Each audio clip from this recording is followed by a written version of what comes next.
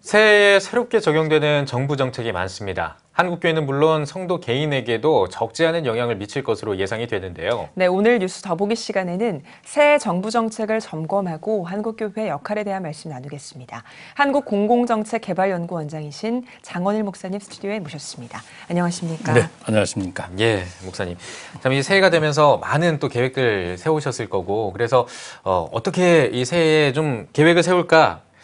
그럼 좀 알아야 되지 않겠습니까? 예, 이 정부 정책 중에 좀 바뀌는 것들이 많이 있는데 특히나 이 주 52시간 근무, 최저임금 이런 노동 현장에 적용되는 정책들이 좀 바뀝니다. 어떤 건지 좀 자세히 설명을 해주시죠. 예, 말씀하신 것처럼 노동계와 산업계를 포함해서 예. 아주 중요한 하도로 되어 있는 게 주 52시간 이제 근무가 되는 건데요. 예. 잘 아신 것처럼 68시간이었다가 52시간으로 이제 줄어들면서 여러 가지 이제 많은 찬반들이 많이 있습니다. 그러나 예. 어쨌든 정책적으로 근로기준법에 지금 진행되고 있는 상황이기 때문에 첫 번째는 기본 하루에 8시간씩 계산해서 5일간이니까 40시간이 기본 시간이 되고요. 예. 그리고 연장할 수 있는 이제 그 기간들이 이제 12시간까지 연장을 해서 42시간이 그렇게 되는 거죠. 예. 근데 그 전에는 이제 토요일 날 주일까지도 포함을 해가지고 16시간을 포함했기 때문에 68시간이니까 예. 많은 근로자들에게 휴식과 쉼이 없는 그런 노동이죠. 실질적으로 OECD 국가에서 조사를 해보니까 1,763시간입니다, 평균이. 근데 우리는 2,069시간이니까 예. OECD 국가에서 2,255시간 하는 멕시코 다음으로 가장 많은 노동을 갖고 있기 때문에 우리 많은 근로자들의 쉼과 휴식이 없었다고 볼 수 있는 거죠. 그런 측면에 있어서 이제 주 52시간이 큰 바람직한 정책이라고 생각을 하고요. 예. 다만 이제 문제가 되는 찬반보다도 긍정 부정이 있는데 첫 번째 시간이 이제 줄어들기 때문에 이 우리 노동자들 입장에서는 급여, 임금이 임금이 줄어드는 거예요. 보니까 평균적으로 한 37만 원 정도 나오고 있거든요. 그러니까 어떤 분들은 나는 휴식이 없어도 좋으니까 계속 일을 달라 이렇게 이제 주장하긴 하는데 어쨌든 임금이 감소된다는 게 지금 대책을 좀 세워야 될 문제고요. 또 하나는 이제 긍정적인 거는 뭐냐면은 68시간 했었던 근무가 이제 52시간이기 때문에 그 남아있는 시간에 업무의 전문성, 업무의 연속성, 생산성 때문에 그 나머지는 아르바이트라든지 다른 대체 인력을 투입을 해야 돼요. 그러다 보니까 새로운 고용이 창출되는 그런 또 긍정적인 면도 있습니다. 그래서 여러 가지 찬반이 있습니다만은 어쨌든 우리 사회가 워라밸이라는 말이 있지 않습니까? 우리가 일과 삶의 균형을 갖는 삶. 그래서 장기적인 입장에서는 주 52시간을 통해서 우리 삶들이 좀 더 균형 갖는 참된 휴식이 있는 그런 삶으로 가야 되는 측면에 있어서 우리가 잘 대처하고 준비를 해야 될 거로 생각합니다. 최저임금도 좀 짚어주시죠. 최저임금 지금 같이 동시에 연결되고 있는 문제 중에 하나가 최저임금 부분이 이제 보통 7%로 이렇게 상승하다가 실질적으로 작년에 보면은 7,530원 있지 않습니까? 그런데 이번에는 8,350원이에요. 그러면 이 최저임금, 이 임금에 의한다면은 대기업들은 이제 연습을 하고 준비했기 때문에 이제 그렇게 문제가 많지 않은데 중소기업이라든지 그리고 또 체인점이라든지 이런 열악한 상황에서는 많은 문제가 될 수 있는 거죠.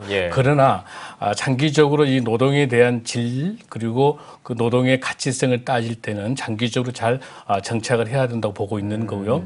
그런데 이제 문제는 지금 지난 1일 날 중소기업 중소상업기관 단체에서 헌법재판소에다가 제소를 한 문제가 있어요. 그 뭐냐? 주휴수당입니다. 그러니까 이제 15시간씩 근무를 잘 하게 되면은 나머지 8시간을 휴일을 주면서 급여를 줘야 된다. 그것 때문에 이제 언제 지금 제소한 입장이긴 한데 그걸 포함을 하게 되면은 8,530원에다가 그 주휴수당을 포함하게 되면은 1,030원이 나와요. 그러니까 10,000원이 넘게 되니까 여러 가지 문제가 있다고 보는데 어쨌든 이 부분도 정부 차원에서는 보전금을 통해서 고용 장려를 통해서 같이 병행하고는 있습니다만은 실질적으로 앞으로 급여 체계가 너무 많은 수당이 많고 너무 많은 급여가 복잡해요. 그래서 예. 이번 기회 때 급여를 좀 단순화해야 되겠다. 이렇게 정책적인 제안이 필요합니다. 예, 네. 알겠습니다. 예. 말씀해 주신 것처럼 노동 정책이 사회에 미치는 영향이 당연히 클 텐데요.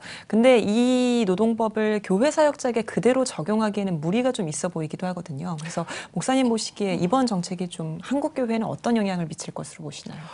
우리 한국 교회도 자유롭지는 못할 것 같고요. 다만 우리 교회의 그 사역의 특성이 일반 근로자의 개념은 아니기 때문에 예. 사역의 개념이기 때문에 바로 적용하기는 어렵습니다만은 그러나 직원들은 적용을 해야 돼요.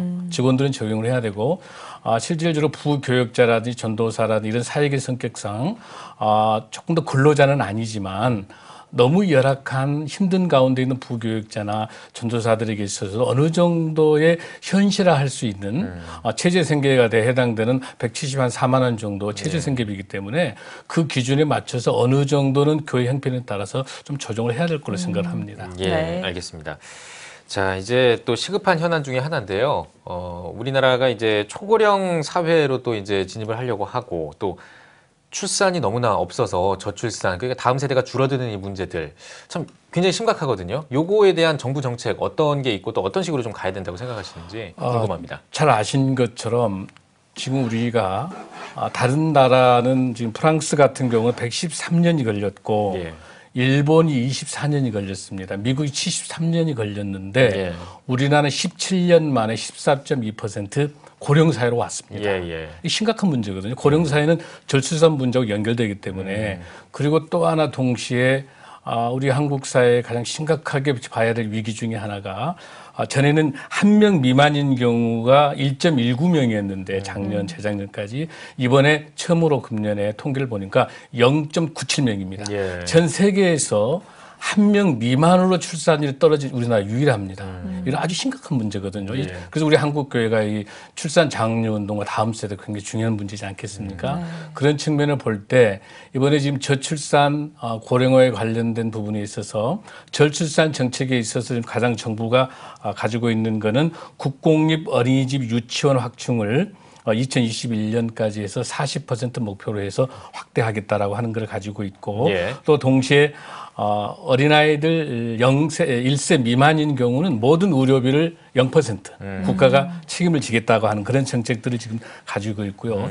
또 하나의 6세 미만의 아동 수당을 모두 다 주겠다. 물론 이제 세금으로 하는 거기 때문에 뭐 근본 문제가 있겠습니다만 어쨌든 이런 정책이 저출산에 대한 대책을 세우고 있는데 그 전에는 근본적인 문제 해결보다는 드러나 있는 문제는 실질적으로 우리가 한 15년, 20년 만에 152조를 활용했는데도 우리가 저출산 문제가 세계 최하위잖아요. 그러니까 지금 중요한 거는 여성들에게 있어서 일과 그다음에 자기 직장과 육아라고 하는 것이 양립될 수 있는 근본적인 정책이 나와야 되기 때문에 정부도 아직 지금 여기에 목표를 가지고 있는데 확실하게 접근을 못했습니다만 이런 문제 해결이 돼야 된다고 보고 그다음에 고령화 문제에 있어서는 지금 잘 아신 것처럼 이 완전 고령 사회에서 심각하게 오고 있는 거는 의료비 부분이 심각한 상황이에요. 그러니까 우리의 다음 세대들이 1대1로 부담을 해도 불가능한 그런 의료비 문제가 있고 그리고 건강하게 늙어갈 수 있는 나이 들어갈 수 있게 하기 위해서는 노인들의 일자리입니다. 그래서 이번에 정책적으로 보면은 노인 일자리를 80만 명에게 확대하겠다. 그리고 고용 장려금도 지급하겠다라고 되어 있고요. 그리고 큰 문제는 이제 건강해야 되는데 230개에 대한 치매 안심센터를 통해서 의료비 부분들을 10% 정도만 부담을 하고 치매에 안정할 수 있도록 이렇게 저출산 고령화에 대한 정책을 가지고 있습니다. 그러면 다음 세대를 위한 공공정책을 마련하는데 한국교회는 어떻게 협력할 수 있을까요? 지금 다음 세대 문제 중에서 우리 CTS가 집중적으로 방송하고 있습니다만은 정말 이 다음 세대 문제는 지금 심각한 아까 말씀드린 것처럼 한 명 미만의 저출산으로 이어지는 것이 산업구조뿐만 아니라 노동과 학령의 모든 것이 총체적으로 위기에 와 있지 않습니까? 그런 부분에 있어서 특히 한국교회가 다음 세대에 대한 이 문제는 좀 더 깊게 봐야 된다고 봅니다. 그것 중에 하나는 지금 우리 한국교회가 가지고 있는 큰 문제 중에 하나는 많은 어린학교, 주일학교가 없어지고 있는 통합만 해도 한 36%가 넘게 되지 않습니까? 그런 상황을 볼 때 그 근본 원인이 어디가 있다고 우리가 볼 수 있냐면은 부모 교육이라고 봅니다. 부모가 입시라고 하는 그런 관점이 성경적 세계관의 입시에 의한 성경적 세계관이 아니라 세상적인 관점으로 볼 때 주일 성수하지 않더라도 학원을 가라라고 하는 것 때문에 우리는 어린애들에게 신앙들이 만들어지지 않게 되고 이 결과가 우리가 심각한 교회학교 위기도 오고 있는데 자 다음 세대의 정책 중에 있어서 우리 한국교회가 봐야 될 것 중에 하나는 지금 그 돌봄센터라든지 정부 정책이 가지고 있는 실질적으로 초등학생들 중에 75만 명 정도가 정리가 돼야 되는데 정부가 한 45만 명 정도만 돌봄센터를 통해서 진행하고 있어요. 그래서 나머지 부분들은 교회의 유유 공간들 속에서 방과 후라든지 온종일 학교라든지를 실질적 교회의 중요한 공간들을 지역사회에 환원해서 교회가 돌봄센터 아니면 방과 후 센터 이런 것들을 적극적으로 활용해서 국가 정책이 정책적으로 한계가 있어서 진행을 못합니다. 이 부분들은 우리 교회와 지자체 또 동시에 교육관계 정부기관하고 MO를 맺어서 우리 한국교회가 그 공간을 활용하는 일들이 굉장히 중요하다고 생각을 하고요. 또 하나의 육아의 어려운 부분들도 우리가 국공립 부분들이 활성화한다 하더라도 많은 어려움이 있기 때문에 교회의 어린이집, 유치원 이런 것 시설들을 좀 더 다양하게 접근해서 이 문제들을 근본적으로 해결해야 된다 이렇게 생각을 하고 있습니다. 네, 알겠습니다. 자, 이번에는 화제를 조금 바꿔보겠습니다. 지금 남북 분위기가요, 이제 작년이 되네요. 2018년 1월부터 김정은 신년사부터 이제 시작을 해서 굉장히 좋아졌고 올해 신년사도 김정은 국무위원장이 좋은 그 내용으로 이제 발표를 했습니다. 그렇기 때문에 새해 대북 교류가 좀 좋아지지 않을까 이렇게 전망하는데 어떻게 좀 보십니까? 예, 우선 작년하고 통계를 좀 보면은 작년 같은 경우는 실질적으로 6개 단체가 14건의 대북 지원 물자가 진행됐는데 그것도 9월 이후에 이제 남북 관계가 정상화가 되면서부터 시작한 건데 금년에는 이제 활성화될 거로 생각을 합니다. 다만 이번에 신년사를 보면서 우리가 주의 깊게 봐야 될 것 중에 하나는 이번에 개성공단이라든지 금강산을 개방하라고 하는 거는 대북 제재가 있는 상황에서 우리에게 압력일 수가 있는 거예요. 그렇죠. 그러니까 지금 제가 보기에는 이번에 김정은 위원장의 신년사는 미국의 선전포고라고 볼 수 있는 거예요. 그리고 우리에게는 또 다른 압력일 수가 있는 거기 때문에 이 문제를 해결할 수 있는 가장 중요한 것 중에 하나는 민간교류입니다. 대북 제재에 해당되지 않는 민간교류, 쉽게 얘기해서 나무 심기라든지, 그다음에 지난번에 했던 분유라든지, 밀가루라든지, 그다음에 유진벨 재단이 했었던 의약품이라든지 이런 그 제재에서 유엔의 제재에서 허가가 날 수 있는 범위 내에서 적극적인 남북교류가 있어야 될 거고요. 그중에 우리 한국교회 역할이 굉장히 중요한데요. 우리 교회가 이 땅의 하나님의 평화와 이 땅의 나눔과 섬김이라고 하는 그 정신 아래서 북한에서 품을 수 있는 그 다양한 프로그램들을 가지고 끊임없이 접촉하고 또 하나 문제점을 우리가 봐야 되는 것은 교단과 교파별로 또 북한 사역을 하려고 할 때는 실패합니다. 이거는 좀 단일 창구가 돼서 교단 교파가 아니라 한국교회가 하나의 이름으로 단일 창구를 통해서 관계를 맺어야 된다고 생각을 하고 또 동시에 저는 몰트만의 이야기를 꼭 생각하고 있는데 교회를 드러내는 모습보다 더 중요한 것은 진정한 사랑을 전달하게 될 때 그 뒤에 우리 주님이 하셨던 사역을 알 수 있는 거니까 한국교회 절대 서두르지 말고 진정한 사랑을 가지고 우리 북한 동거를 품고 남북 교류함에 있어서 통일부 정부와 같이 힘을 맞추고 또 지자체와 우리 교회가 정부가 감당할 수 없는 정부 영역이 감당할 수 없는 영역이 너무 많이 있습니다. 그래서 그 영역에 우리가 남북 교류를 단일 창구를 통해서 다양한 아이템을 통해서 우리가 교류를 준비한다면 금년에는 훨씬 더 활발한 남북 교류가 있을 걸로 기대가 됩니다. 네, 알겠습니다. 자, 작년에 또 이제 이런 기사들이 많았습니다. 사고 기사가 굉장히 많았거든요. 통신구 화재가 나서 통신장애가 발생하기도 했고 KTX가 탈선해서 열차 사고가 나기도 했고요. 또 강릉 펜션에서 일산화탄소 그 중독 때문에 또 젊은이들이 또 안타까운 그런 일을 당하기도 했고요. 이에 따른 안전관리 규정도 좀 강화될 것으로 보이는데 어떻게 보십니까? 지금 정부의 안전관리 기준을 이제 강화하고 여러 가지 보일러라든지 또 KTX 기능에도 준비를 하고 있는 늘 보면 사후 약방문이에요. 이미 사망 사고 난 후에 알아보면은.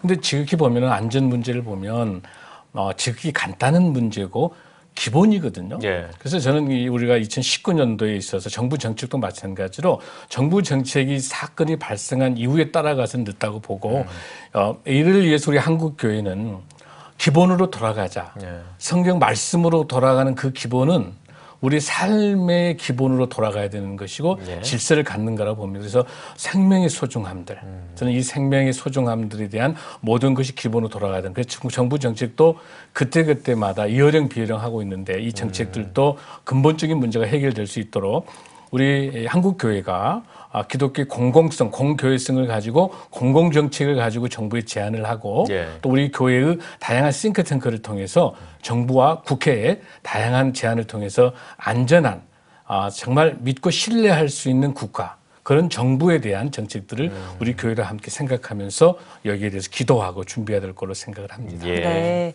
한국교회 시설 안전도 시급하겠지만 또 무엇보다 중요한 게 안전 의식을 제대로 우리가 갖추고 있는 게 참 그렇습니다. 중요할 것 같은데 이런 부분에 있어서 한국교회가 기본적으로 어떤 역할을 할 수 있을까요? 저는 그 안전에 대한 문제 중에서 응급조치 같은 거. 그래서 저는 우리 교회에서 어린아이들 때부터 시작을 해서 응급처치법을 좀 했으면 예. 좋겠어요. 그리고 우리가 이제 그거를 정부라든지 학교라든지 일반 공공기관에도 맡기지 말고 우리 교회에서 예배를 드리고 있다가도 응급 상황이 발생했을 때 화재라든지 긴급사고 또 응급호흡법 이런 것들을 나는 우리 교회도 훈련을 해야 된다고 생각을 하고 또 동시에 우리 교회가 해야 될 거는 공동체 속에서 교회의 역할들을 잘 감당할 수 있도록 그런 귀중한 생명에 대한 소중함들을 함께 일깨울 수 있는 그런 시간이 있으면 좋겠습니다. 예. 네, 목사님께서는 특별히 한국공공정책개발연구원장이신데 예. 그런 점에서 좀 궁금한 게 요즘 추진하고 계시거나 뭐 이런 내용들 중에 한국교회와 좀 나누고 싶은 그런 내용들이 있을까요? 예, 우리 한국교회가 귀한 사역을 하고 거룩한 사역을 하고 있음에도 불구하고 교회 세습 문제라든지 또 성추문이라든지 비본질적인 문제를 가지고 한국교회가 하나님의 영광을 가리는 게 너무 많아요. 그거는 뭐냐면 교회의 공공성과 공교회성 문제입니다. 교회는 하나님의 공공성이기 때문에 우리 교회의 모습이 비춰질 때 세상과 소통, 그러니까 우리가 성경적인 언어를 신학적인 언어를 우리끼리만이 개토하지 말고 성경의 언어, 신학적인 언어가 세상의 언어로 바꾸어져서 소통해야 되는 것. 즉 예. 우리가 교회의 공공성을 가지고 세상의 빛과 소금의 역할을 감당해야 된다고 보고요. 그래서 몰트만이 아까 이야기한 것처럼 교회를 잇고 하나님 나라를 붙들어라. 그러면 교회가 너희 곁에 있다고 말했어요. 예. 우리 교회가 하나님께서 주신 귀한 교회 공동체가 뭡니까?